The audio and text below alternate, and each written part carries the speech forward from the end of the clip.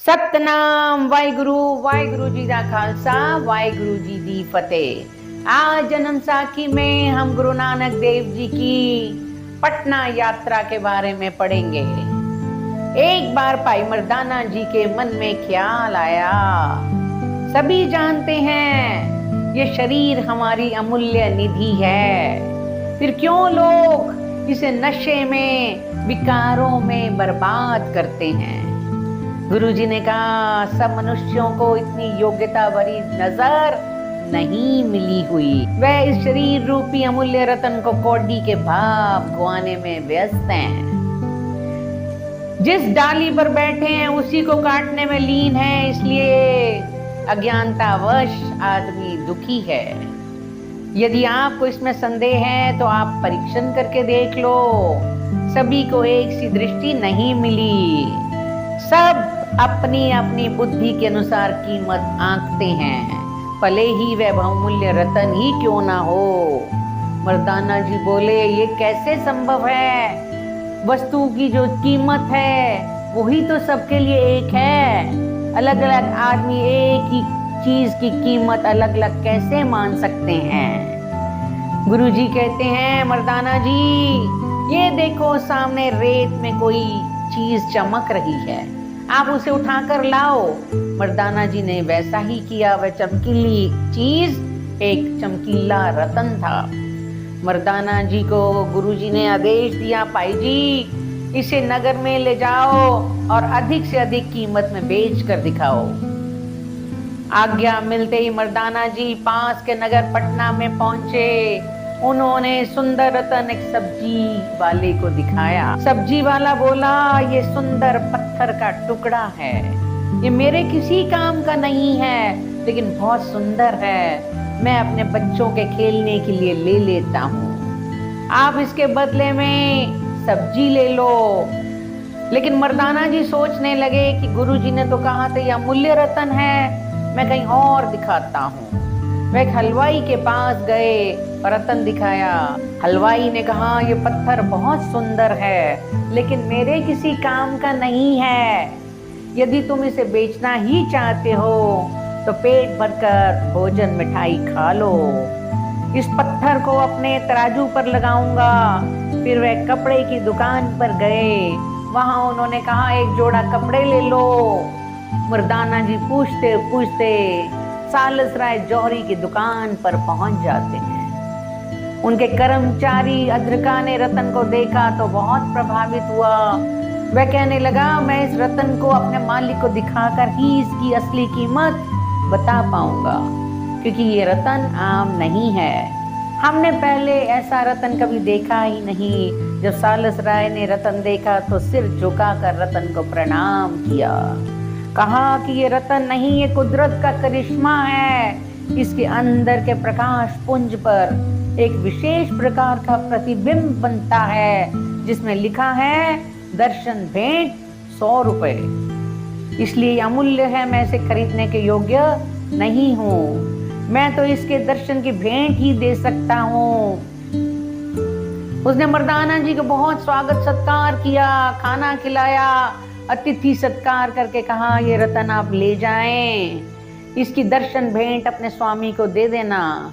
किंतु मर्दाना जी का उत्तर था, मैं ये धनराशि नहीं ले जा सकता, क्योंकि आपने रतन खरीदा नहीं, मैं कैसे रुपए ले लूं। सालसराय जी के विवश करने पर वह रुपयों की थैली लेकर गुरुजी को देने के लिए राजी हो गए।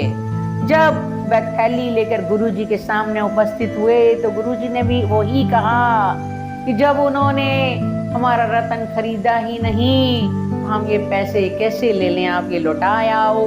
मर्दाना जी थैली को लौटाने सालसराय जी के पास आए। सालसराय जी और उनके कर्मचारी अद्रका ने सोचा, इस रतन का स्वामी या तो महान धनवान है, जिसके लिए ती बहुमूल्य पदार्थ एक साधारण सी चीज है, या कोई महापुरुष है जो संपत्ति के मोह से विमुख है। तब सालसराय जी ने अपने सेवक अद्रका को कहा, ठीक है, तुम इस धन को लेकर मर्दाना जी के साथ इनके गुरुजी के पास पहुंचो, मैं कुछ उपहार लेकर तुम्हारे पीछे आ रहा हूँ। पहले सेवक अद्रका गुरुजी के सामने हुए, चरण वंदना करके 100 रुपए की थैली गुरुजी को अर्पित की। गुरुजी ने कहा, तुम क्या काम करते हो? सेवक अद्रका जी बोलते हैं, मैं रत्नों का परीक्षण करता हूँ। गुरुजी ने कहा, तब तो तुमने इस अमूल्य जीवन रूपी रतन का भी परीक्षण किया होगा। सेवक कहता है, जी मैं अभी तक तो इन कंकर पत्थरों के परीक्षण में खोया रहा हूँ। मुझे आप नजर दें जिससे मैं कंकर पत्थरों से ऊपर उठकर जीवन रूपी अमूल्य निधि का निरीक्षण कर पाऊं और अपने बहुमूल्य श्वासों का सदुपयोग कर सकूं। गुरुजी ने कहा, तुम विवेकशील हो, जीवन के महत्व को जानते हो, किंतु तुम्हें केवल मार्गदर्शन की जरूरत है। तभी सालस राय जी अपने सेवकों के साथ वहां पहुंचे। उन्होंने दंडवत प्रणाम किया और प्रार्थना की, आप ये तुच्छ भेंट ले लें। गुरुजी ने कहा, भक्तजन ये रुपयों की थैली किस लिए दे रहे हो? सालस राय जी कहते हैं, ये तो आपके रत्न की दर्शन भेंट है। गुरुजी कहते हैं, तो तुम रत्नों के पारखी हो? सालस राय जी बोले, जी हाँ। गुरुजी ने कहा, तो इस मनुष्य जन्म रूपी रतन को तो तुमने खूब परख कर कसौटी पर कसा होगा। सालस राय जी बोले, नहीं महाराज, मैं तो केवल चमकीले पत्थर ही परख कर इकट्ठे करता रहा हूँ। गुरुजी बोले, आखिर इन कंकर पत्थरों का करोगे क्या जब श्वासों की पूंजी खत्म हो जाएगी?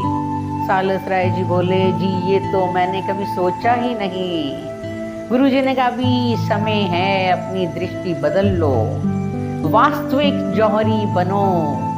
अपना जन्म सफल करना ही मनुष्य का मुख्य लक्ष्य है, इसलिए चूकना नहीं। अपने आप की पहचान ही हमें अमूल्य निधि देती है। अंतःकरण में छिपे उस प्रभु के अंश को ढूंढना है, ठीक उसी प्रकार जिस प्रकार तुम रत्नों में से प्रकाश के पुंज को खोजते हो। सालस राय कहते हैं, आपने मुझ पर कृपा की है जो मुझे जागृत करके जीवन का लक्ष्य बताया है। मैं आपके बताए रास्ते के अनुसार अपने अंदर उस प्रभु के अंश रूपी रतन की खोज में जुट जाऊंगा। गुरुजी कहते हैं, सालस राय तुम महान हो, परंतु तुम्हारा सेवक अद्रका तुमसे भी महान है, क्योंकि वह इस रहस्य को पहले से जानता है, इसलिए आध्यात्मिक दुनिया में तुमसे आगे है। इसलिए उसे अपना पथ प्रदर्शक मानो, इसी में तुम्हारा कल्याण है। सालस राय जी कहते हैं, जैसी आपकी आज्ञा, इस तरह से गुरु नानक देव जी ने पटना नगर के धनी को धन के मोह से हटाकर जीवन का वास्तविक रहस्य बताया तथा वहां कुछ महीने ठहरे। सालस राय और अद्रका जी को गुरु दीक्षा दी। अब पटना में अपना धर्म प्रचार केंद्र स्थापित किया। इसका पहला उपदेशक बना सालस राय और उसे आदेश दिया कि तुम्हारे देहांत के बाद सेवक अद्रका धर्म प्रचार केंद्र का मुख्य अधिकारी होगा।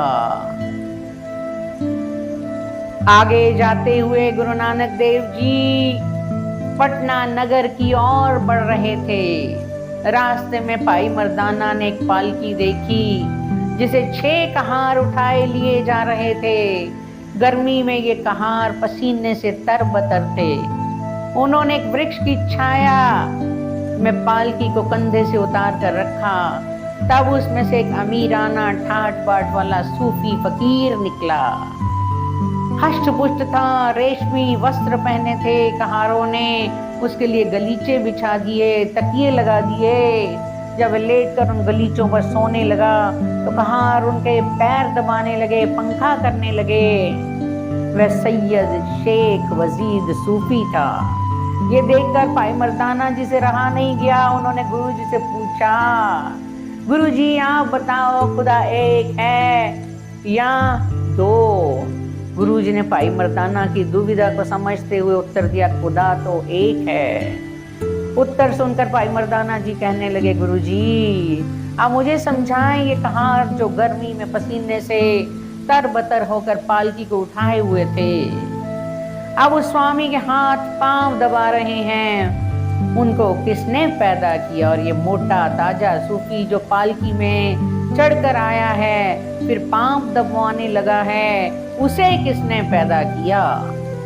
गुरुजी ने उत्तर दिया, मर्दाना जी, संसार में सब नंगे आते हैं, नंगे ही जाते हैं। प्रभु मनुष्यों के कर्म देखता है, उनकी अमीरी गरीबी नहीं देखता। जो गरीबों का खून चूसते हैं, चाहे वह दरवेशों के चोगे पहनकर घूम लें, उनका अंत बुरा ही होता है। जो मेहनत करते हैं किंतु धर्मात्मा भी हैं, प्रभु उन पर बहुत कृपा बरसाता है। गुरुदेव जी शेख वजीद के पास गए और उसे समझाया, सूफी दरवेशों को ऐश्वर्य का जीवन शोभा नहीं देता। मोहम्मद साहब ने तो कहा था, गरीबी पर मुझे गौरव है। इस प्रकार का शाही जीवन और गरीबों को दुख देकर स्वयं सुख का भोग करना सूफी मत वालों को शोभा नहीं देता। सूफी दरवेश का जीवन तो शेख फरीद की तरह जपी तपी सरलता का जीवन होना चाहिए। शेख वजीद पर गुरुजी के उपदेशों का बहुत असर हुआ और वह गुरुदेव जी के चरणों में गिरा और प्रतिज्ञा की कि वह धीरे धीरे ये सुख वाला जीवन त्याग देगा। हमने देखा कि गुरुजी ने भटकों को रास्ता दिखाया। सतनाम वाहिगुरु, वाहिगुरु जी दा खालसा, वाहिगुरु जी दी फतेह।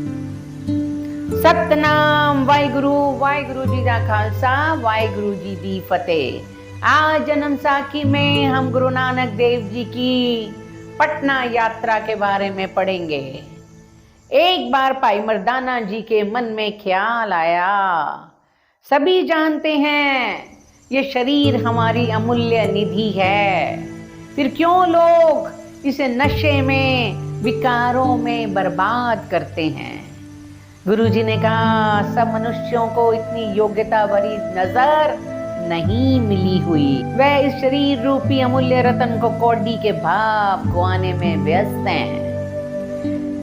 जिस डाली पर बैठे हैं उसी को काटने में लीन है, इसलिए अज्ञानतावश आदमी दुखी है।